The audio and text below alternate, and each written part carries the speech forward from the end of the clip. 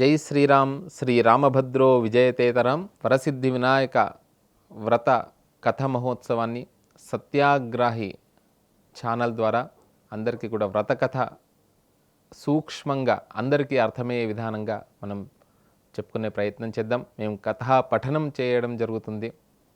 అందరూ కూడా శ్రద్ధగా శ్రవణం చేస్తూ చేతులు అక్షతలు తీసుకొని మీ శిరస్సు మీద ఈ కథ అంతా కూడా పూర్తయిన తర్వాత శిరస్సు మీద వేసుకోవాలి. ఒకానొక సమయంలో ఏ సంశయం వచ్చినా కూడా సూత మహర్షి దగ్గరికి శౌనకాది మహర్షులు వెళ్ళడం, వారు సంశయాన్ని తీర్చడం జరుగుతుంది. ఒకానొక సమయంలో గానాపత్యం అంటే ఈ గణములన్నిటికీ కూడా అధిపతిని మాకు కావాలని దేవతాగణం ఋషిగణం అందరూ కూడా రావడం జరిగింది. అప్పుడు మహాగణాధిపతికి ఇద్దామని అన్న సమయంలో అప్పుడు కుమారస్వామి రావడము, తర్వాత ఇద్దరు కూడా అన్నయ్య గారికి ఎలా ఇస్తారు మహాగణాధిపతికి, నేను దానికి అర్హుడను అనడము. అప్పుడు ఇద్దరికీ కూడా మీకు ఒక పరీక్ష చేయడం జరుగుతుంది. ఎవరైతే ముల్లోకాలు తిరిగి వస్తారో, పుణ్యక్షేత్రాలు సందర్శన చేస్తారో, పుణ్య నదులలో స్నానమాచరిస్తారో, అదే విధానంగా పుణ్యతీర్థాలు వెళ్ళి వస్తారు, ముందుగా వస్తారో వారికి ఆధిపత్యం అనగానే అప్పుడు కుమారస్వామి వారు నెమలి వాహనం మీద వెళ్ళడము, మహాగణాధిపతి పార్వతీ పరమేశ్వరులకు నమస్కారం చేసుకోగానే అప్పుడు అష్టాక్షరి మంత్రాన్ని ఇవ్వడము పార్వతీ పరమేశ్వరులకు. ఎందుకంటే శివుడు ఎప్పుడూ కూడా నారాయణ అనేటువంటి మహామంత్రాన్ని చేస్తూ ఉంటాడు. అలా ఆ మంత్రాన్ని అష్టాక్షరి మంత్రం చేస్తూ 3 ప్రదక్షిణాలు చేసుకున్నాడు. ముందుగానే కుమారస్వామి వారి కంటే ముందుగానే పుణ్యక్షేత్ర సందర్శనం, పుణ్య నదీ స్నానం ఆచరించడం ఇవన్నీ కూడా ముందుగానే జరిగినట్టు సుబ్రహ్మణ్యేశ్వర స్వామి వారికి కుమారస్వామి వారికి కనబడడం, తిరిగి రావడం, అన్నయ్యకే ఆధిపత్యం ఇవ్వడం అనడం. ఆధిపత్యాన్ని ఇచ్చిన తర్వాత ఆ మహాగణాధిపతికి ఎవరైనా ఒక విజయం సాధిస్తే అందరూ కూడా బహుమతులు ఇవ్వడం సహజ సిద్ధం కదా, అలా గౌరవించడం, ఆ మహాగణాధిపతిని ముల్లోకాల్లో గౌరవించడం జరిగింది. ఎవరైనా పిల్లలు ఏం చేస్తారు, బహుమతులు వచ్చిన తర్వాత మొట్టమొదటిగా తల్లిదండ్రుల దగ్గరికి వస్తారు కదా, అలా సాయం సమయంలో ఇక్కడికి కైలాసానికి రావడము. కొంతమంది చంద్రమండలానికి వెళితే చంద్రుడు పరిహసించాడని కూడా అంటూ ఉంటారు. ఒక్కొక్క పురాణం మనకు ఒక్కొక్క విధానంగా ఏదైనా కూడా ఒక తత్వాన్ని మనం తెలుసుకోవాలి. పరిహసించడము, తర్వాత పార్వతీదేవి చంద్రుడికి శాపాన్ని ఇవ్వడము. ఎవరైతే భాద్రపద శుద్ధ చవితి రోజు నీలాపనిందలు కలగడము, భాద్రపద శుద్ధ చవితి రోజు ఈ చంద్రుడిని చూస్తారో వారికి నీలాపనిందలు అంటే పొరపాటు తప్పు చేయకున్నా కూడా వారికి నింద కలుగుతుంది అనేటువంటి ఒక శాపాన్ని ఇవ్వడము. తర్వాత శ్రీకృష్ణ పరమాత్మ శమంత కోపాఖ్యానం అనేటువంటిది కథనే చాలా ప్రధానమైనటువంటిది ఈ భాద్రపద శుద్ధ చవితి రోజు. శ్రీకృష్ణ పరమాత్మకు కూడా నీలాపనిందలు తప్పలేదు. అంటే భగవంతుడికి అంటే భగవంతుడు మనందరికీ మార్గం చూపడానికి వారు నీలాపనిందలు పడ్డారు అనేటువంటి ఒక అర్థాన్ని తత్వాన్ని తెలుసుకోవాలి. శమంతకోపాఖ్యానం, దీన్నే ఆఖ్యానము అంటే కథ, ఉపాఖ్యానము అంటే చిన్న చిన్న కథలు అని అర్థం అన్నట్టు. ఒకానొక సమయంలో శ్రీకృష్ణ పరమాత్మ ద్వాపర యుగంలో, ఎందుకంటే మహాగణాధిపతి ఇప్పుడు ఉన్నటువంటి స్వామి కాదు, యుగ యుగాల నుండి ఉన్నటువంటి స్వామి. కామేశ్వర ముఖాలోక కల్పిత శ్రీ గణేశ్వర. బ్రహ్మాండ పురాణంలో లలితా సహస్రనామాల్లో ఆ భండాసురుణ్ణి సంహరించడానికి అమ్మవారు సిద్ధమై ఉండగా అప్పుడు విఘ్న యంత్రాన్ని ప్రదర్శిస్తాడు భండాసురుడు. అప్పుడు కామేశ్వరుణ్ణి పరమేశ్వరుణ్ణి ముఖాలోకల ఆశాంతము ఆలోకము చూడడం జరుగుతుంది. అప్పుడు మహాగణాధిపతి వచ్చి ఆ విఘ్న యంత్రాన్ని భగ్నం చేస్తాడు. అప్పుడు కూడా ఆవిర్భవించాడు. అంటే గణాధిపతి యుగ యుగాల నుండి ఉన్నటువంటి స్వామి అన్నట్టు. అలా ద్వాపర యుగంలో శ్రీకృష్ణ పరమాత్మ ఒక వెండి పాత్రలో ఆ క్షీరాన్ని తీసుకుందామని చేతిలో ఆ పాత్రను ఉంచుకొనగా చంద్రుడి యొక్క ప్రతిబింబాన్ని చూస్తాడు. అనుకుంటాడు, ఓహో ఈరోజు భాద్రపద శుద్ధ చవితి, ఎలాంటి నింద కలుగుతుందో అని. దానికంటే ముందు జరిగినటువంటి కథ ఏమిటి అంటే, సత్రాజిత్తు అనేటువంటి మహానుభావుడు సూర్యుడి గురించి, సూర్యభగవానుడి గురించి బాగా తపస్సు చేస్తాడు. తపస్సు చేసి శమంతక మణిని పొందుతాడు. ఆ సూర్యభగవానుడు ఆ శమంతక మణిని ఇచ్చే సమయంలో ఈ శమంతక మణి నీకు ఇస్తున్నాను, ఈ మణి ఎక్కడ ఉంటుందో అంటే శుచి శుభ్రత అవసరం. ఎప్పుడైతే శుచి శుభ్రత అంటే కేవలం శారీరకంగానే కాదు, మానసికంగా కూడా శుచి శుభ్రంగా ఎటువంటి కల్మషం లేకుండా ఉండాలని చెప్తారన్నట్టు. చెప్పగానే సరే అని సత్రాజిత్తు ఆ మణిని తీసుకుని వెళ్తాడు. ఆ మణి ఎక్కడ ఉంటే ఆ రాజ్యం సుభిక్షంగా ఉంటుంది, సంపదకు కొదవ ఉండదు.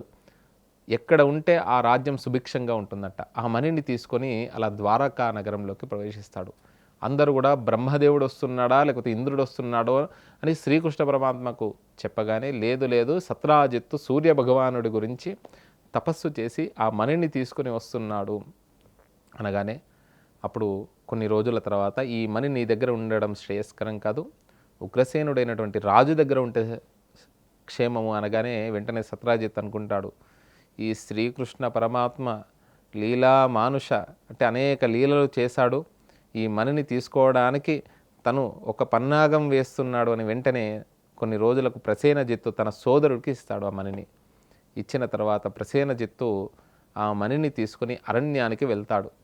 అరణ్యానికి వెళ్తే కొన్ని సందర్భాల్లో ఎప్పుడు కూడా కాళ్ళు చేతులు శుభ్రంగా ఉండాలని చెప్తారు. ఇంతకుముందు మనకు ఇప్పుడు అంతా కూడా మన కరోనా వచ్చిన తర్వాత శుచి శుభ్రమని మనం నేర్చుకుంటున్నాం. కానీ పూర్వమే మన సంస్కృతిలో ఏంటిదంటే శుచి శుభ్రంగా ఉన్నటువంటి వారి దగ్గర సంపద ఉంటుంది. ఇల్లు కానివ్వండి, ఒళ్ళు కానివ్వండి, మనస్సు కానివ్వండి, ఎక్కడైతే ఎవరైతే శుచిగా శుభ్రంగా మానసికమైనటువంటి ప్రశాంతతతో ఉంటారో వారి దగ్గర సంపద, ఉన్న సంపదను అనుభవిస్తారంట, పరిగెత్తరు, ఉన్నదాన్ని సంతృప్తిగా అనుభవిస్తారని చెప్పారన్నట్టు. అలా అరణ్యంలో నీరు దొరకకపోవడం ద్వారా, చేతులు కాళ్ళు కడుక్కోకపోవడం ద్వారా కొన్ని సందర్భాలలో అనుష్ఠానం భగ్నమై ఈ తన మెడలో ఉన్నటువంటి ప్రసేనజిత్తు మెడలో ఉన్నటువంటి ఆ మణిని ఏదో మాంసాహారం అని ఒక సింహము వచ్చి ఆ మణిని తీసుకొని జాంబవంతుడు ఉన్నటువంటి గుహకు వెళ్తుంది. అప్పుడు ఇతన్ని సంహరించడం ద్వారా ఆ సింహానికి కూడా కొంత దోషం వచ్చింది కదా. అప్పుడు జాంబవంతుడు వెంటనే ప్రసేన ఈ సింహాన్ని సంహరించి జాంబవతి అయినటువంటి తన కుమార్తెకు ఆ మణిని ఊయల కట్టి ఆడిస్తున్నాడు. అప్పుడు శ్రీకృష్ణ పరమాత్మ ఇంతకుముందు చెప్పుకున్న విధానంగా నీలాప నిందపడ్డది. భాద్రపద శుద్ధ చవితి రోజు చంద్రుణ్ణి చూశాడు కదా సాయంకాలం, నా సోదరుణ్ణి సంహరించి మణిని తీసుకున్నాడు అని నింద వేశాడు సత్రాజిత్తు. అప్పుడు ఆ సమయంలో శ్రీకృష్ణ పరమాత్మ తన యొక్క పరివారంతో అరణ్యానికి వెళ్ళాడు. ప్రసేనజిత్తు వెళ్ళినటువంటి మార్గంలో వెళ్ళి ఆ సింహపు అడుగుజాడల ద్వారా ఆ గుహలోకి, జాంబవంతుడు ఉన్నటువంటి గుహలోకి ప్రవేశించి జాంబవంతుడితో అలా మల్ల యుద్ధం చేశాడు. చేసిన తర్వాత కొంత అలసి సొలసి జాంబవంతుడు, ఎందుకంటే సప్త చిరంజీవులు మనకు తెలిసినటువంటి వారే, హనుమంతుడు కూడా ఇప్పటికీ కూడా ఉన్నాడు. ఎత్ర ఎత్ర రఘునాథ కీర్తనం, రామనామం ఎక్కడెక్కడ జరుగుతుందో హనుమంతుడికి కూడా ఒక పీట వేయనంట. అక్కడ సుందరాకాండ జరిగిన చోట, రామనామం జరిగిన చోట ఆయన వచ్చి కూర్చుంటాడు. అలా జాంబవంతుడు కూడా ఇప్పటికీ కూడా ఉన్నాడు అని చెప్పారు మనకు. విభీషణుడు ఉన్నాడు ఇప్పటికీ కూడా భూమి మీద. ఆ విధానంగా జాంబవంతుడు కొంతసేపటికి తర్వాత పుంసాం మోహన రూపాయ పుణ్యశ్లోకాయ మంగళం, పురుషులకే మోహన రూపుడైనటువంటి శ్రీరామచంద్రుడు అప్పుడు ఆ రామచంద్రస్వామి వారిని తాకుదామని ఉంటుండే జాంబవంతుడికి. ఈ త్రేతాయుగంలో 16,000 మంది ఋషులు అంటే 16,000 మంది గోపికలే ద్వాపరయుగంలో. ద్వాపరయుగంలో తప్పకుండా నీవు నాతో యుద్ధం చేస్తావు, అప్పుడు నువ్వు నన్ను ముట్టుకోవడానికి నీకు అర్హత ఉంటుంది అని చెప్పగానే అప్పుడు గుర్తుపెట్టి శ్రీకృష్ణ పరమాత్మకు ఆ మణితో సహా తన కుమార్తె అయినటువంటి జాంబవతిని కూడా ఇచ్చి పంపిస్తాడు. అప్పుడు సత్రాజిత్తుకి వెళ్ళి ఆ మణిని ఇవ్వడం ద్వారా తన యొక్క పొరపాటును తెలుసుకొని వెంటనే తన కుమార్తె అయినటువంటి సత్యభామని ఇచ్చి వివాహం చేశాడు. శ్రీకృష్ణ పరమాత్మ నీకే ఇలా నింద కలిగింది, మాలాంటి సామాన్యులకు ఏమిటి పరిస్థితి అని అప్పుడు అక్కడ ఉన్నటువంటి వారు అడగగా, ఎవరైతే ఈ శమంత కోపాఖ్యానం విని, వ్రతకథ విని అక్షతలు శిరస్సు మీద వేసుకుంటారో వారికి ఆ రోజు నీలాపనిందలు అనేటువంటి సంవత్సర కాలం పాటు రావు అని అంటారు. అందుకనే కొన్ని సందర్భాల్లో మనం భయపడుతుంటాం, ఏం పొరపాటు జరగకున్నా, ఏం తప్పు జరగకున్నా అప్పుడప్పుడు మన మీద కొన్ని అభాండాలు పడుతూ ఉంటాయి. కొన్ని విషయాల్లో మధ్యలో మనము కొన్ని ఇబ్బందులు పడుతూ ఉంటామన్నట్టు. అసలు మనం వెళ్ళాలి అనుకోము, కానీ అనుకోకుండా మధ్య కొన్ని సంఘటనల్లో వెళ్ళాల్సి వస్తుంటుంది. ఇలాంటి దోషాలన్నీ కూడా సర్వ విఘ్న ఉపశాంతయే, దీర్ఘకాలికమైనటువంటి వ్యాధులు కూడా పోతాయంట ఆ రోజు వరసిద్ధి వినాయక స్వామి వారిని విధానంగా పూజించడం ద్వారా. ఇహము పరము సంపద కావాల్సినటువంటి వారికి సంపద, విద్యాప్రదాయకుడు ఆ మహాగణాధిపతి విద్యలను ఇస్తాడు.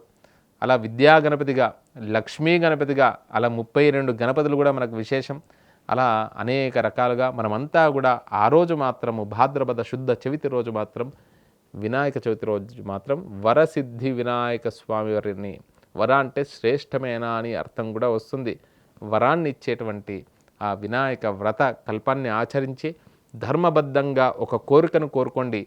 తప్పకుండా సంవత్సర కాలంలో ఆ వ్రత విశిష్టత ద్వారా, విధానం ద్వారా తప్పకుండా నెరవేరుతుంది అని, ఇల్లు కావలసినటువంటి వారికి ఇల్లు, వివాహం కావాల్సినటువంటి వారికి వివాహం, సంతానం కావాల్సినటువంటి వారికి సంతానం, ధర్మవాంఛితాలు రుణాలు ఉన్నటువంటి వారికి రుణబాధలు కూడా, గణపతి స్తోత్రం ఉంది విశేషంగా, అలాంటి రుణబాధలు కూడా తొలగిపోతాయని చెప్పారు. అలాంటి వరసిద్ధి వినాయక స్వామి వారి యొక్క దివ్యానుగ్రహం అందరికీ కలుగుగాక అని చెప్పి, జై శ్రీరామ్ సత్యాగ్రహి ప్రేక్షకులకందరికీ కూడా వినాయక చవితి శుభాశయా.